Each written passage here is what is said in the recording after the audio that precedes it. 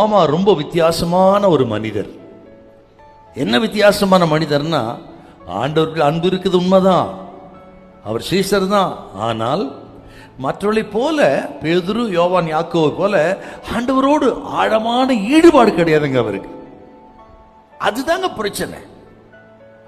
ஆண்டவரோடு ஆழமான ஒரு ஈடுபாடும் ஐக்கியமும் இல்லாதவர்கள் தான் அந்த கூட்டத்தில் இருக்க மாட்டார்கள். ஆண்டவருக்கு நமக்கும் ஆழமான ஐக்கியம் ஈடுபாடு இல்லாதவர்கள் தான் உயிர்த்தெழுந்த நாளாக ஞாயிற்றுக்கிழமை ஆராதனையில் இருக்க மாட்டார் பெரும்பாலும். என்றால் நமக்கு ஆண்டவருக்கும் எவ்வளோ ஆழமான தொடர்பு இருக்கு நீங்களே தியானம் பண்ணுங்க. ஏன் நம்ம வரதில்லை, ஞாயிற்றுக்கிழமை வரல என்றால் ஆண்டவரோடு நமக்கு ஐக்கியம் ஆழமா இல்லை. இருந்தா இப்படி இருப்போமா? ஏதோ ஒரு சாக்கு போக்கு சொல்லி ஏதோ 2-3 மழை துளி விழுந்ததுங்க, சரியான மழைங்க வரலங்கன்றான். ஏதோ தலைவலி வரத்தான் செய்யும், சரியான தலைவலிங்க, வர முடியாமல் போயிடுச்சுங்க. டிவி பார்க்கறதுக்கு, சீரியல் பார்க்கறதுக்கு, மொபைல் பார்க்கறதுக்கு தலைவலி இல்லையா? அதுக்கெல்லாம் இருக்குது. ஆனால் ஆராதனைக்கு வருவதற்கு தலைவலி. ஆண்டவரோடு ஆழமான தொடர்பு இல்லாததினால்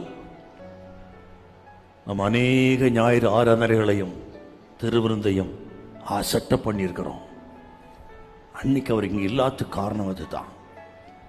அவர் மிஸ் ஆனது காரணம்.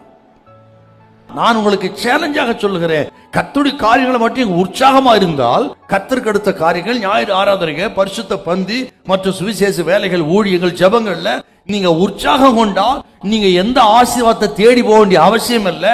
எல்லாம் உங்களை தேடி வரும், வரிசையா உங்களை தேடி வரும். இன்றைக்கு ஒரு தீர்மானம் பண்ணுங்க.